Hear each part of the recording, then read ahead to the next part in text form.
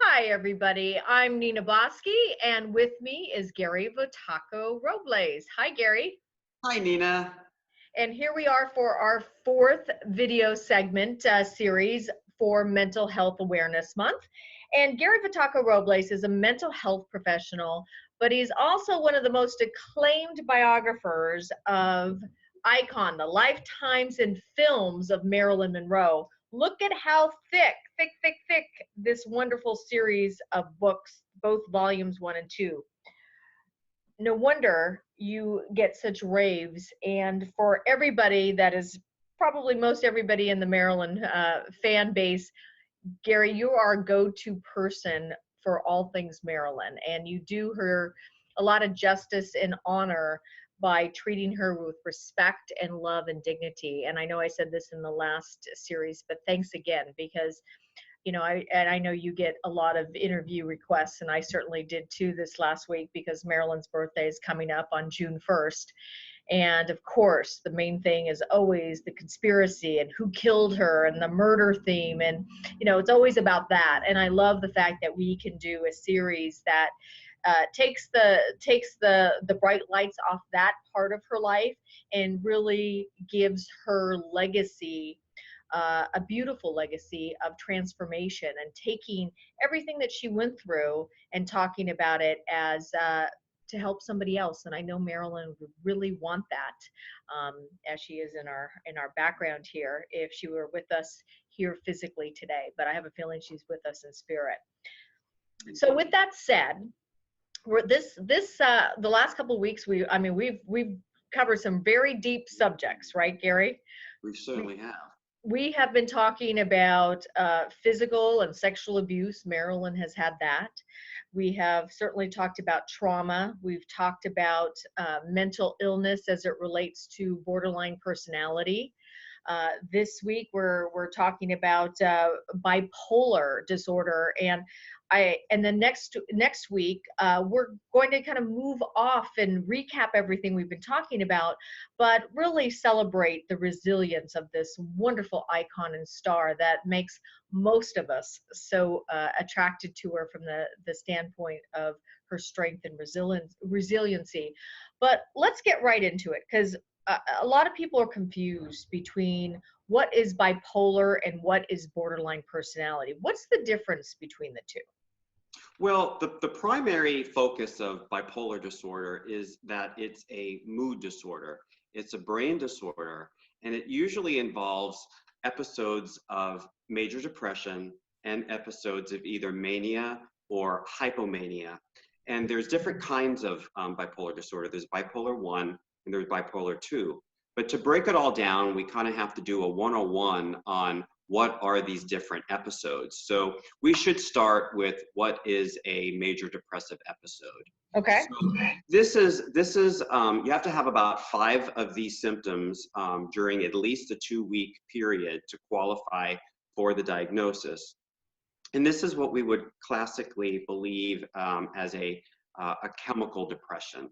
So there's the depressive feelings that we could all kind of relate to, but is in an extreme: the hopelessness, the changes in sleep, the changes in appetite, this low energy or this fatigue, this slowing down, this inability to experience pleasure in life, which we call anhedonia, feeling worthless or feeling guilty, feeling worried, having very poor concentration, and having extremely negative thoughts or preoccupations with death or suicide.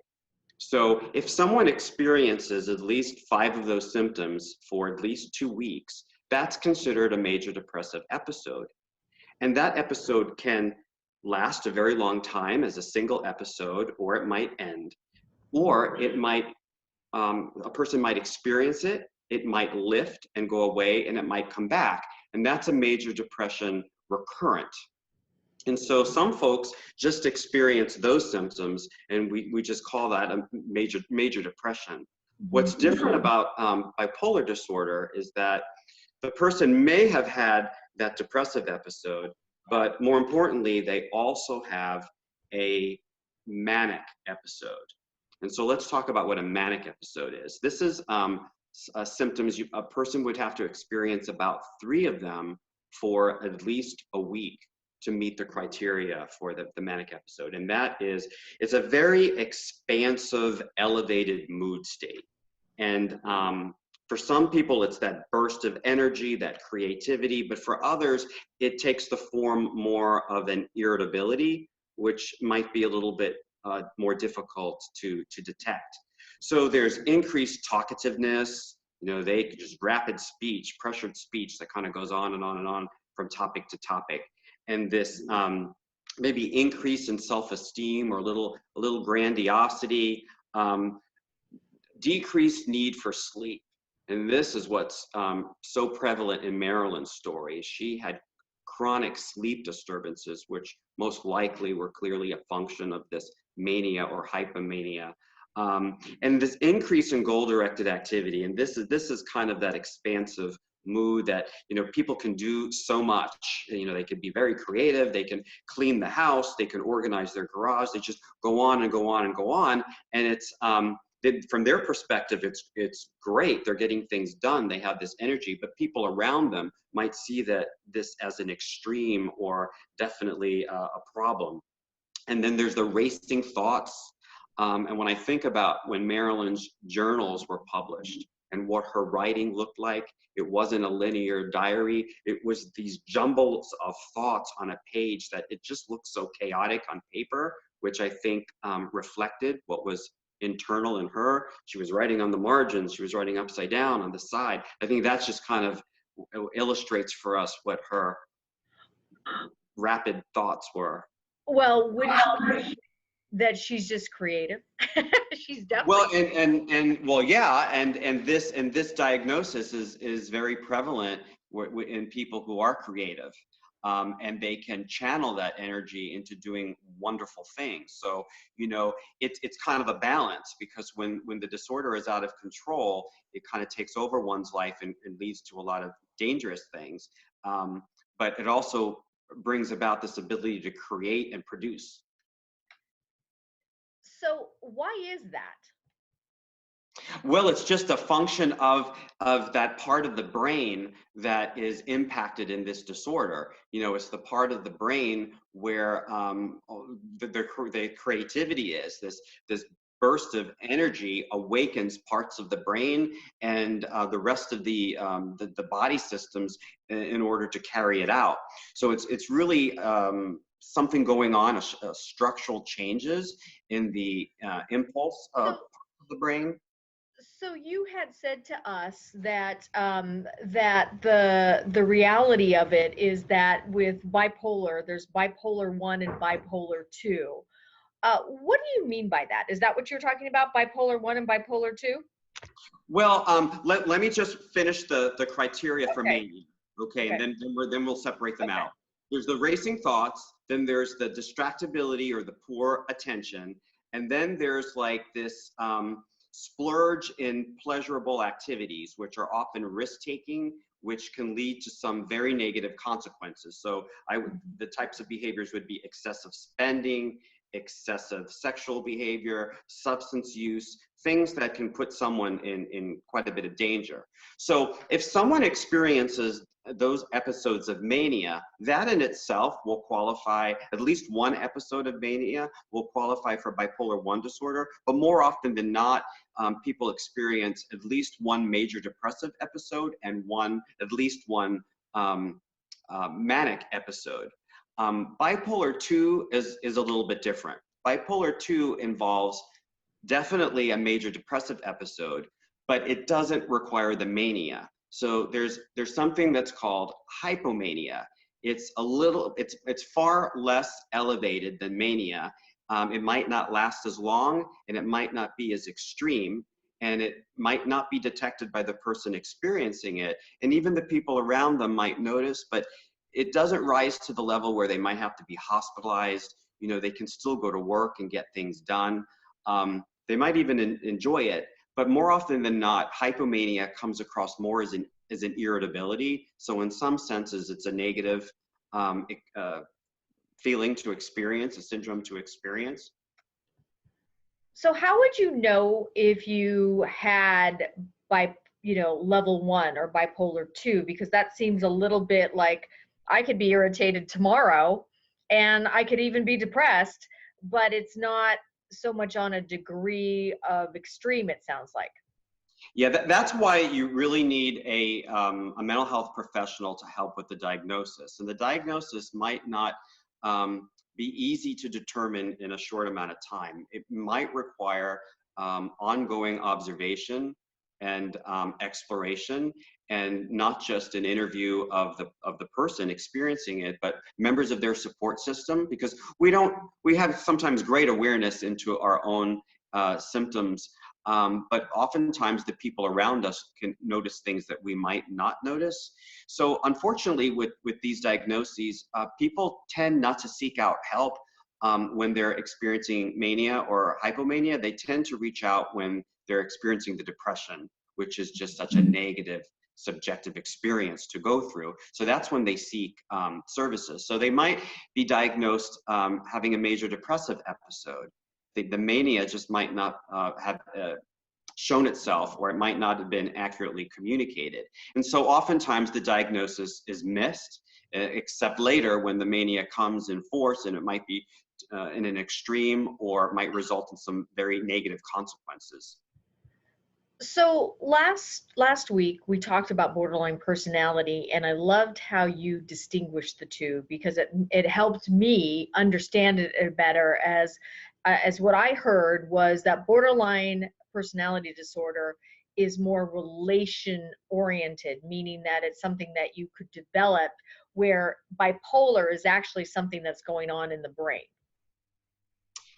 Well, both disorders impact parts of the brain, but if you consider like a depressive episode, that's related to neurotransmitters in the brain. So like the serotonin level is low. So there's definitely a brain chemistry that's going on. So a lot of the antidepressant medications today are SSRIs, selective serotonin reuptake inhibitors, which just is a fancy way of saying that it's addressing the chemical levels in the brain. We do know that bipolar or borderline personality disorder, which stems from attachment issues and trauma issues in childhood, as the young brain is developing, it will be structurally different and rewired due to those traumatic experiences. So yes, indeed, the impulse areas of the brain and self-regulation parts of the brain are impacted. It's not true major depression and true mania. It's more of a disorder of identity and impulsivity. And you might see much more abrupt types of mood changes than you would see in a bipolar disorder.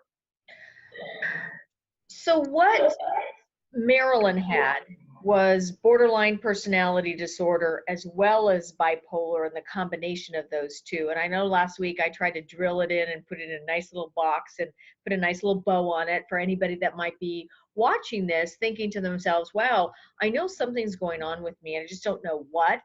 And what would you say to somebody that is listening to us, but also clarify for us again, what did Marilyn, if she were alive today, what do you think she would be diagnosed with?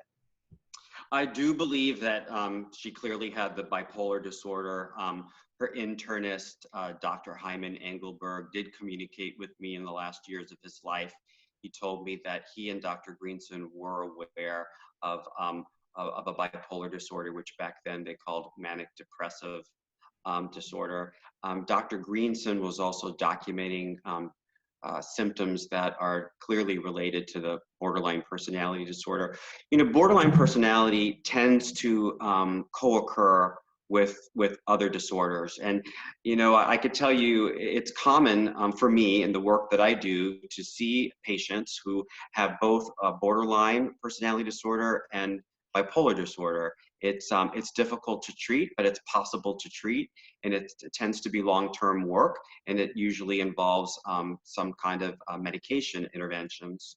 So we know that symptoms disorders can co-occur with each other. On top of all of that, Marilyn likely experienced post-traumatic stress disorder as well, which is very much coming out of her history of complex trauma, and which led to her eventual borderline personality disorder. We cannot give a personality disorder diagnosis to a child, so the person needs to reach the age of 18 to have that diagnosis, but she clearly journaled post-traumatic stress symptoms in her childhood and was triggered all throughout her life. So I think you have like that major trifecta of 3 disorders, which I do see in practice over the last close to 30 years.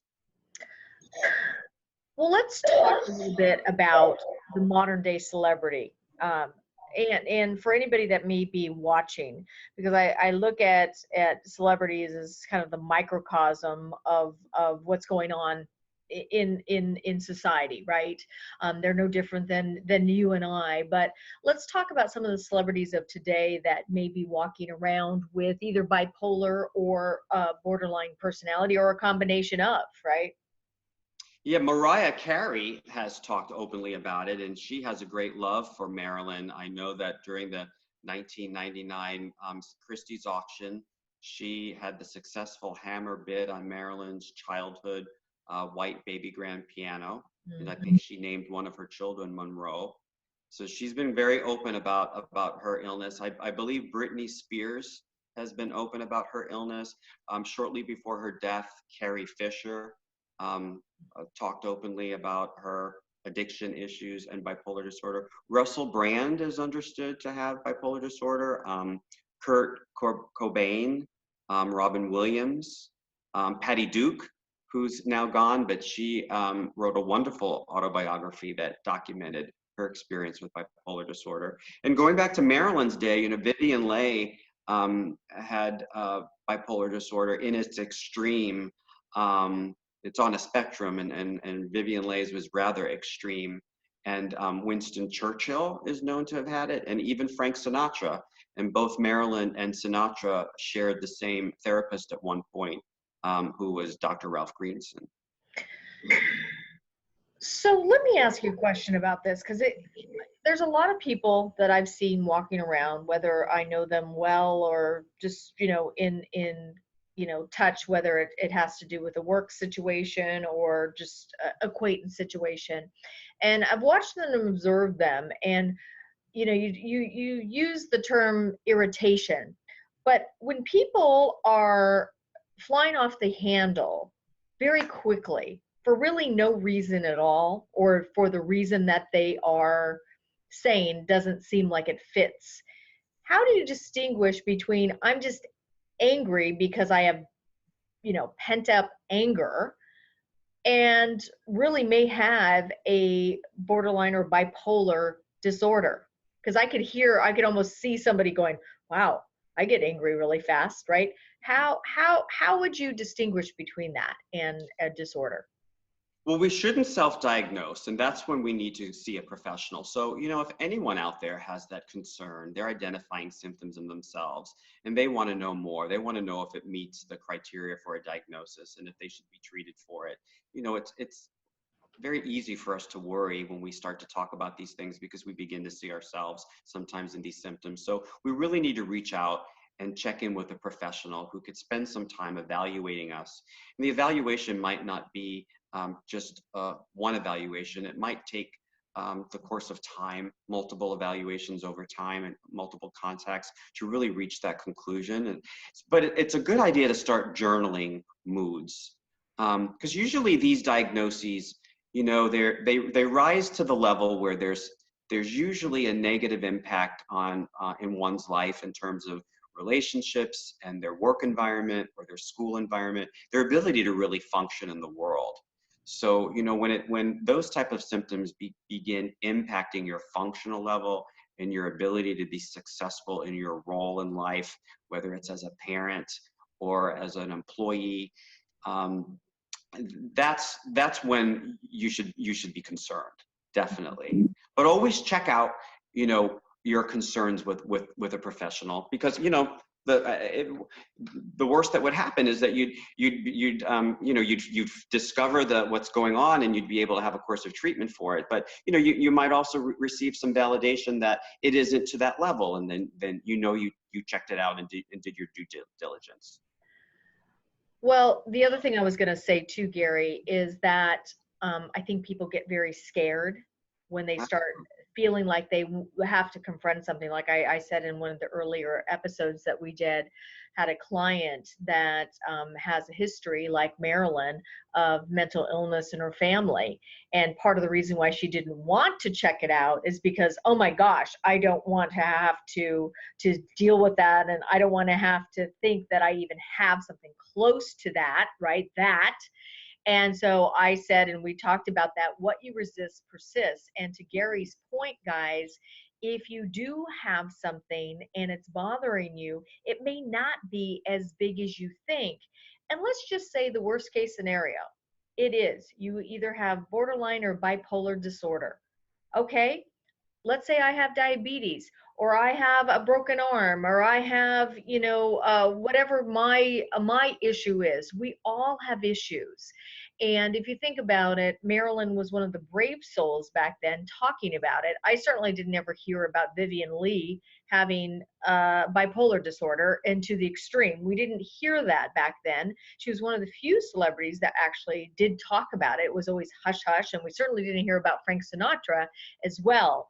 I want to read a email that we got from somebody. She says, "My name is Lisa, and I have bipolar disorder. I have medication. However, I went off it because it makes me feel lethargic. I am a creative person as I'm a designer, and I just feel being on the medication makes me feel less creative and whole. However, after not being on it for a time, my mood gets dark and I get very depressed, and I'm not motivated anymore, and the cycle then continues." We actually got another email that says the same thing. So Gary, this is a big one for people that are creative. They're on this medication. Hopefully it's improved, and I want you to speak to that. And how do you deal with that when you feel like the medication kind of dulls that creativity? Well, there's quite a variety of medications today, and so finding that balance is sometimes trial and error, and it means following up with a physician or a psychiatrist that you really trust. And these are disorders that you might want to begin the conversation with a primary care physician, which is a great way to start. But the likelihood is for these disorders, a relationship with a psychiatrist would need to then be developed, and that's how these medications are prescribed and monitored. And so it would be important before anyone went off of medication to consult with their doctor, because sometimes going off meds, kind of what we call cold turkey, can be very dangerous. And so sometimes medications, to go off of it, one would need to titrate. So there'd have to be a very strategic lessening of the medication over a period of time before you go off of it, to make sure there's no horrible side effects of going off. And so that's a conversation with the doctor. This medication isn't working for me, and not all do. Everyone reacts differently to meds. What works well for one person might not work well for another. So you've got to find your fine-tuned balance. But once you get there, then you have smooth sailing. So, that's very important to seek out your doctor to consult about that. Now, I do have to say there's a valid point in what this young woman discusses, which is, the depressive state is very what's the word? It's just so devastating for folks that sometimes the bipolar mania or the hypomania, it's just more desired by the person experiencing it. And so the medications are not meant to take away the symptoms, but they're meant to kind of reduce it. So reduce the mania. And at no point do the symptoms completely go away.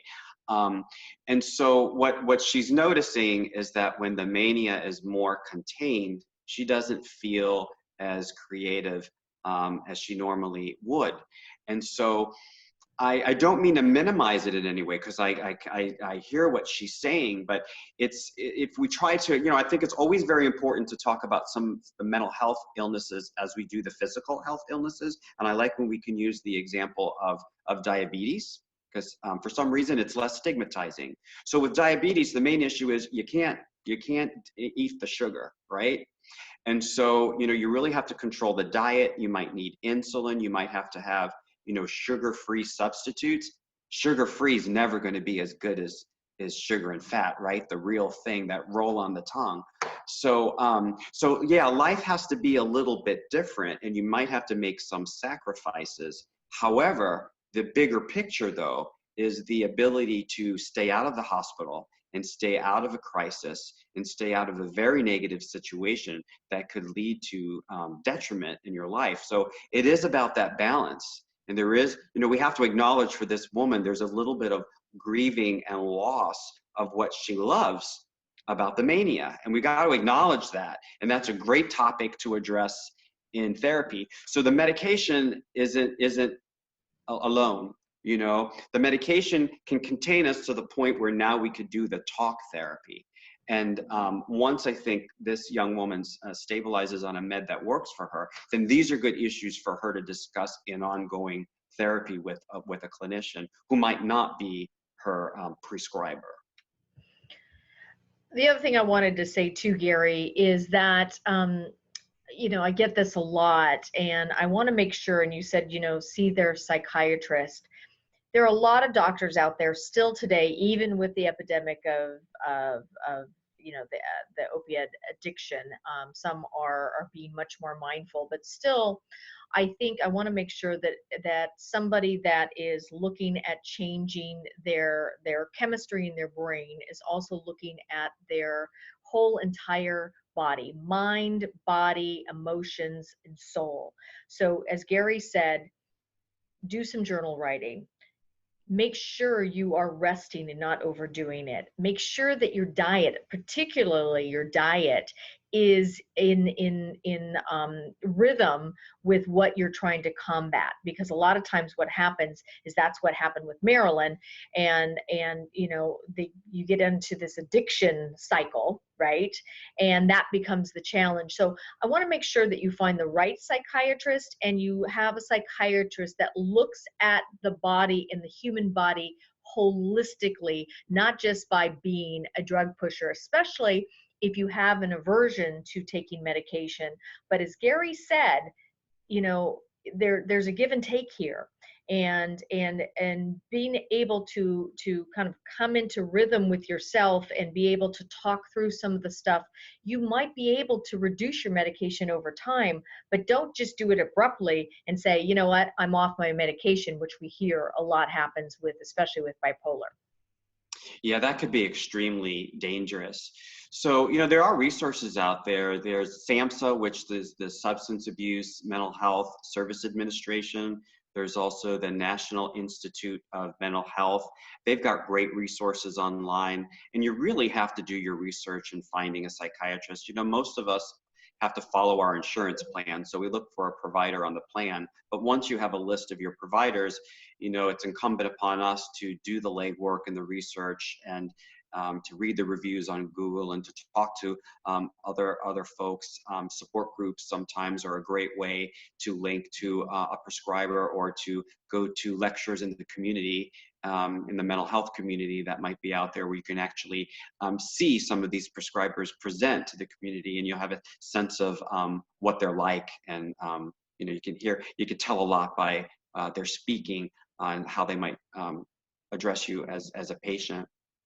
Another important issue, I think, with bipolar disorder is, especially in the mixed state, the risk for suicide increases.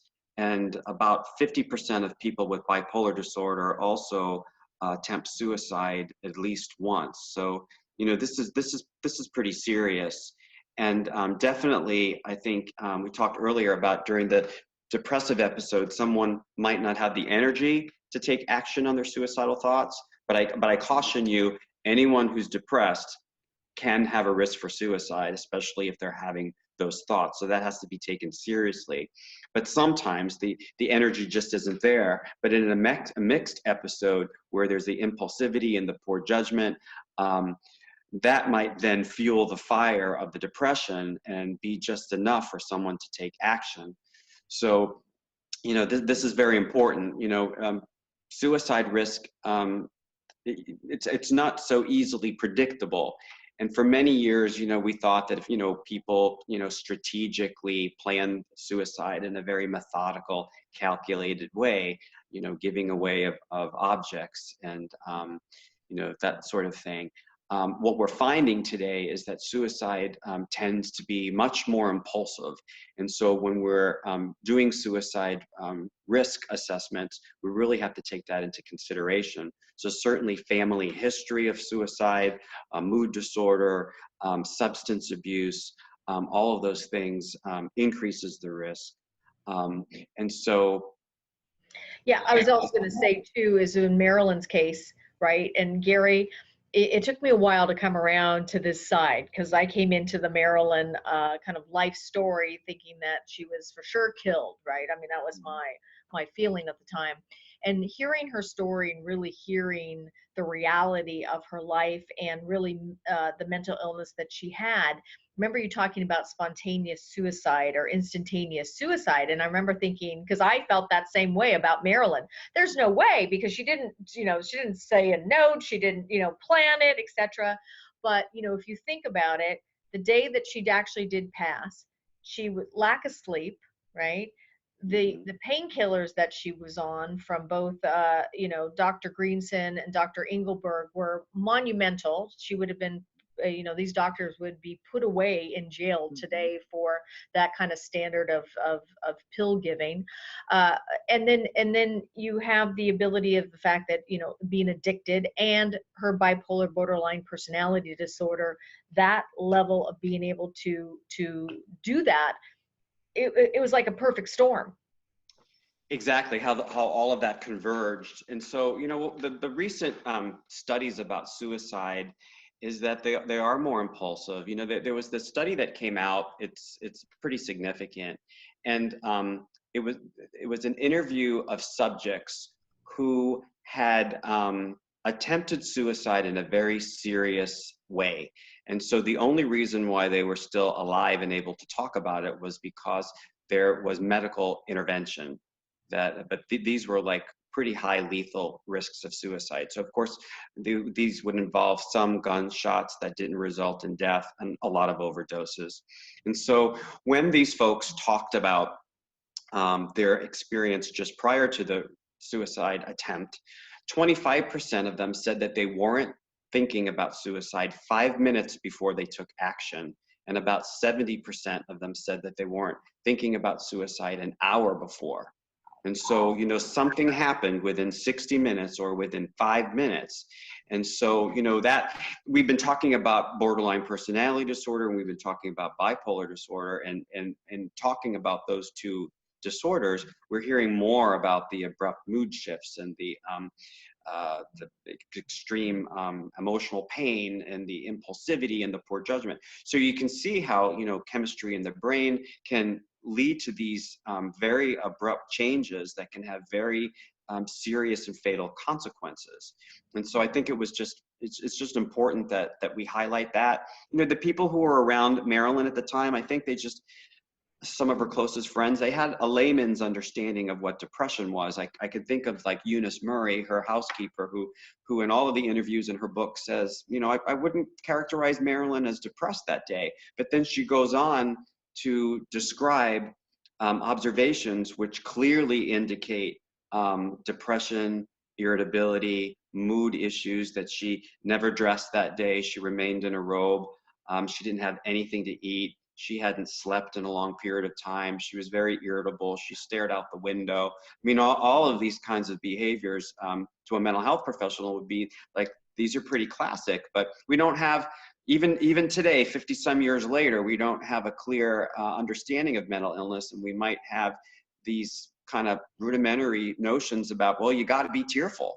Well, depression doesn't always look that way. Sometimes depression looks like irritability. And there's this cluster of 3 symptoms, which is agitation, irritability, and anxiety. And when those 3 tend to come together, that increases risk for suicide. And definitely in bipolar disorder of the hypomanic type or the mixed state, you definitely have that trifecta going on. And I was going to say to you, Gary, I'll never forget when Douglas Kirkland was on the radio show with us when we were doing Goodnight Marilyn Radio, and he talked about his experience with Marilyn, right? That, you know, for those of you, Douglas Kirkland, just remember, I actually have it in the other room of, it's the famous black and white bed shots of Marilyn looking very luminous, let's just say, on the bed, and very had that sex appeal, right? And I remember he was saying that that day was just magical, right? She was just so lovely and charming, and you know, he'll never forget that time in his life of that shoot that day, and that he was going to go ahead and then go back. It was like either several days later, I don't know when it was, but to give her and show her the proofs. And it took her forever to you know, answer the door. And then when she finally did, it was like, go away, I don't even want to see you. So, you know, I think that for anybody that's listening to this, think about it for either a loved one or yourself. If you're having these kind of moments where they just feel so magical and lovely and wonderful, and you're extroverted and you're creative, and that's wonderful, but then a few days later you're like, you can't even get out of bed, you want to be able to look at that and do something about it that's going to be holistically helpful for you in getting help. And there's so many very effective mood stabilizing drugs. You know, in Marilyn's day, in post-war America, lithium was being used as a mood stabilizer, and just in an experimental way, probably in inpatient settings. It didn't get approved until 1970. And now we have, you know, so many mood stabilizing meds and Abilify, and ones with far less side effects. And I did ask Dr. Engelberg if Marilyn had ever been started on lithium, and he never directly answered my question. And I wondered if she would have had that access. But back then, the lithium, one of the side effects was weight gain. And I know, and this is just my speculation, but in the very late 50s, when she was really having her struggles with, beginnings of her struggles with mood disorders, you know, she had gained some weight, and the critics were beginning to mention it in the reviews. So, you know, unfortunately, if she had been taking lithium, or if she would have considered taking lithium, that might have had an impact on her ability to comply with it. And so now, you know, now we have many meds that have far less serious side effects. So, Gary, is there any closing thoughts you'd like to say on this topic of bipolar as we carry and continue through this month of Mental Health Awareness Month? What would you like to say to the people out there about bipolar? Well, I encourage people never to negatively refer to someone as being bipolar or acting bipolar, because in our culture and in our slang, that word has now come to mean, oh, someone who's just acting out, or maybe someone who's has just a strong reactivity. And that's not a respectful way to call someone. We certainly, you know, we don't refer to people as acting cancer, you know, so we have to be mindful of mental health terms used in negative ways. So, you know, it's important to understand, it's our, you know, we're all responsible to learn more in this life, and to increase our awareness, and to have more compassion for folks. So we should read up about bipolar disorder.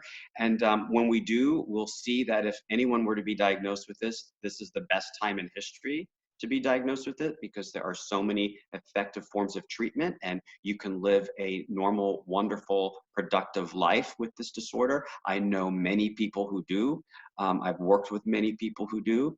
So it is not the highly negative thing that it might have been in previous generations, as are so many other illnesses these days, because we just know so much more and we can treat them.